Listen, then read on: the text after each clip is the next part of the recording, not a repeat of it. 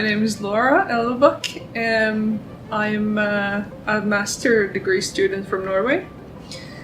My bachelor's degree is as a mechanical engineer, and now I'm studying to become a systems engineer for my master's degree. My school is University of Southeast Norway. It's located in Kongsberg. Working on my master thesis, and I think it's a lot of fun. And you are somewhere, and then you have to go to. So it started last year with me and my teacher discussing of what kind of master project should I write. I was quite clear about what kind of tasks I wanted to avoid, and that's how we talked more and more that it would be fun to do something about sustainability. And my academic supervisor is Gerrit Muller. He lives here from Invest. He has lived here for quite a few years, I believe, but he works in Kongsberg as professor. He has worked with Roadmap before.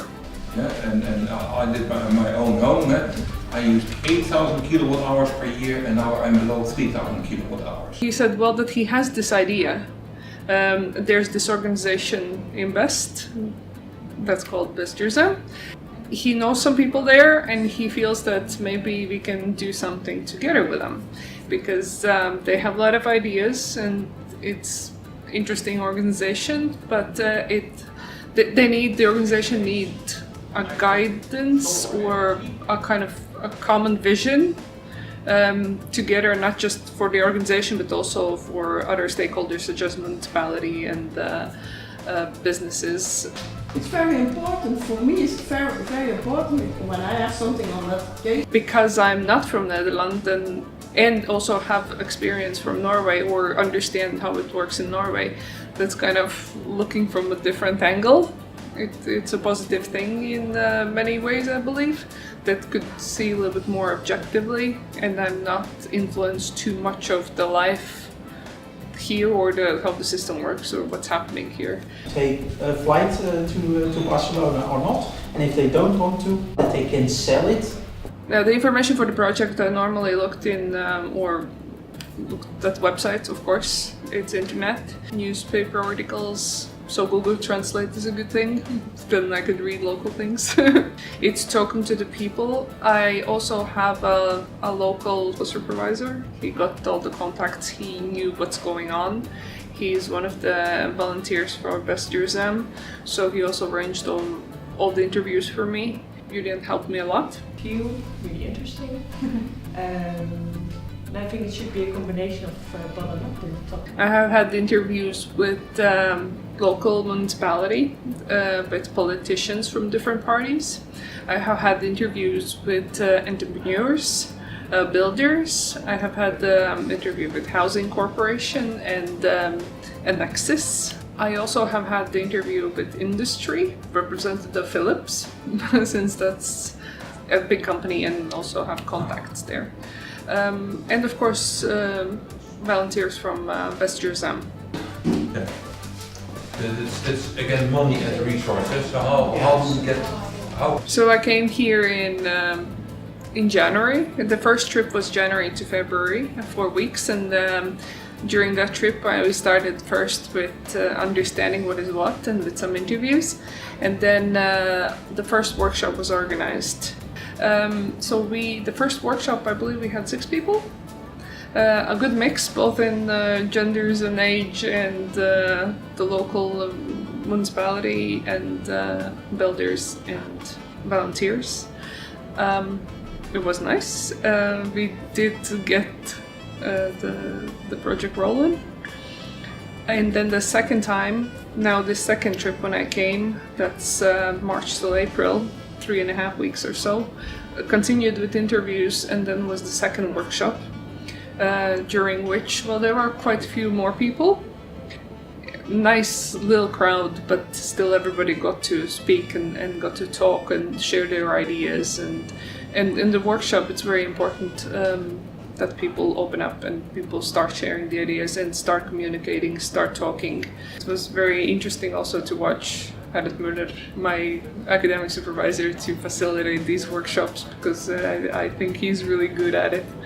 And I learned a lot. Do you still have some on there? Yeah, seduce, very big word.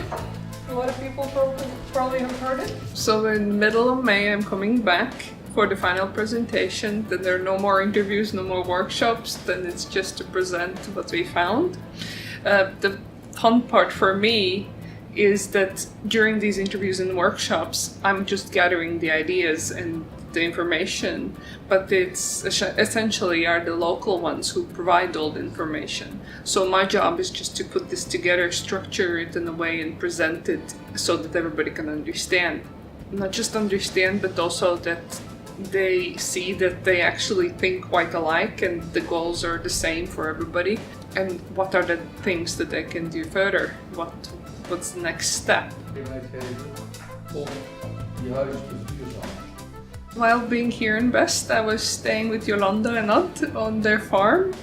It was a very nice experience and they're very, very nice people. I felt very welcomed, and it was out in the farm where it's very calm, but it's only 15 minutes bike ride in the center, so I did enjoy it a lot.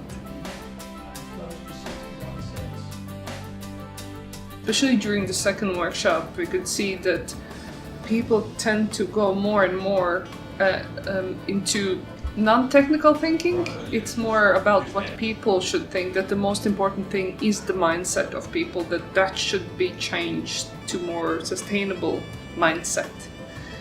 So it's the human aspect that turned out to be much more important than the technical. People were very open. I think people are thirsty for doing something, thirsty for change, thirsty for working together. Built in the 70s.